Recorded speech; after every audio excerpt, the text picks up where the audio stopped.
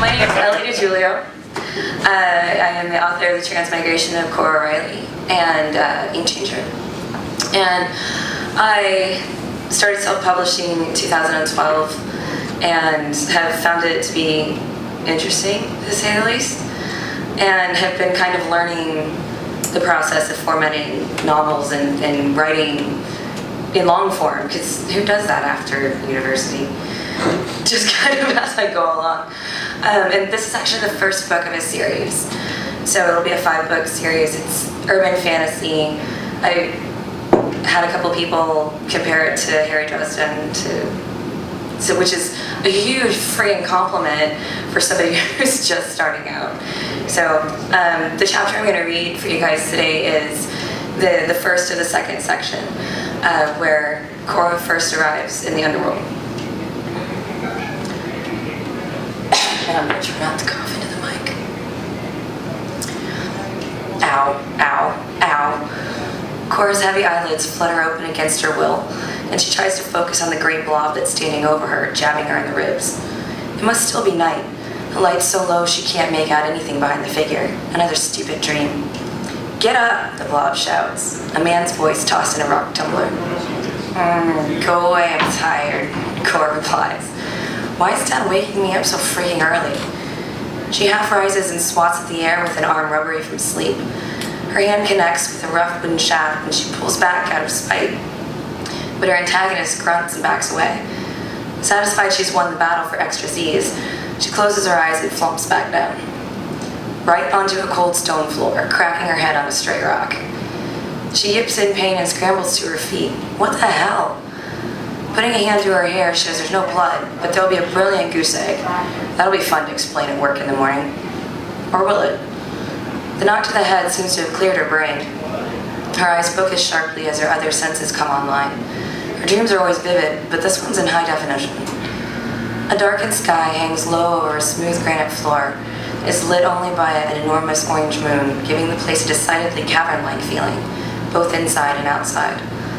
A massive wall of rough gray bricks extends beyond her vision to the left and right. There's a reinforced wooden door, or is it a drawbridge?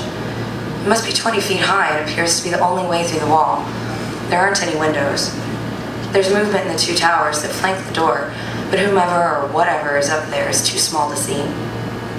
On the other hand, the squat, armor-wearing thug in front of Cora is clear enough.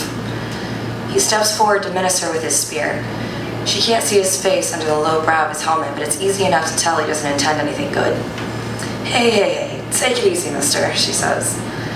She retreats a step, hands in front of her in placation.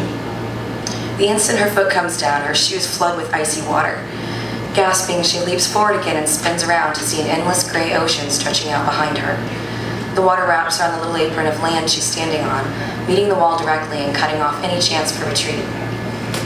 An amused chuckle comes from the helmet, and the thug takes another step forward, pinning her in place.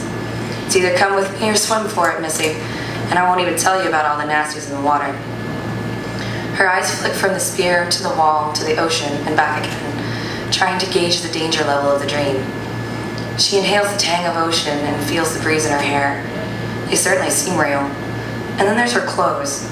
In every bizarre dream she's ever had, she's been naked. Dreamers don't get wardrobe budgets. She shouldn't still be wearing the jeans and button-up shirt she put on before leaving the house. She pinches herself hard in the thigh for good measure, but all that does is smart. An uneasy feeling of disbelief creeps up her skin as she realizes the creature with the spear and strangely modeled gray skin may actually factually be real. As if to underscore his existence, the goon says, "Ain't no good pinching anything. You're here, and the mistress is waiting. Now get a move on."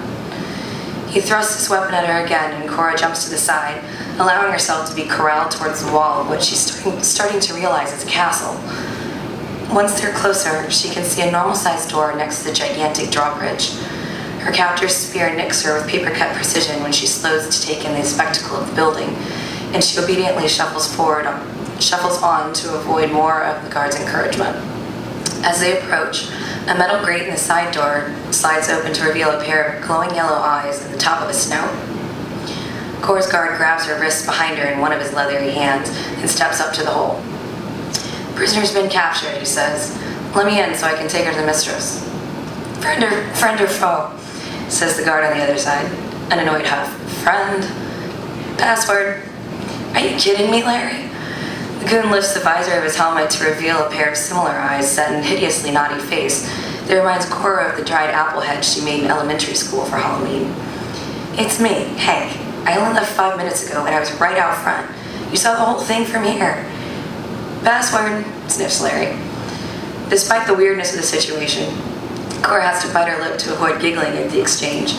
Laughing is probably a bad survival strategy. Another huff from Hank. Fine. Swordfish. You may pass. The eyes disappear and the grate slams shut. There's a moment of shuffling behind the door and then it swings inward on smooth hinges. A glimmer of light comes from inside and silhouettes Larry as he ushers them in. Hank ignores his colleague, but Cora can't help staring. The other guard is a full head shorter than Hank and isn't wearing a helmet, revealing him to be a gray-brown, scaly, and vaguely piggy. Cora's mind races to find a label for what she's seeing.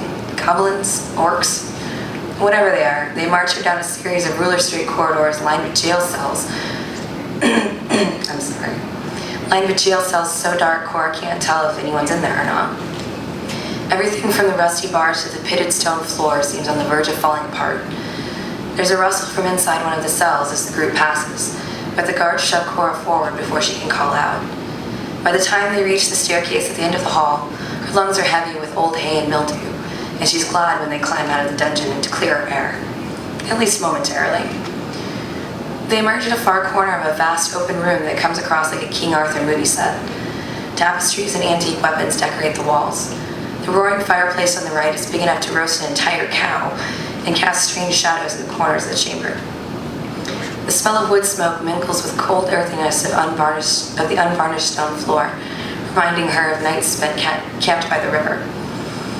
More of the creatures, orcs she decides, wearing breastplates and armed to the teeth, are posted at the exits and around a broad dais that holds an empty throne.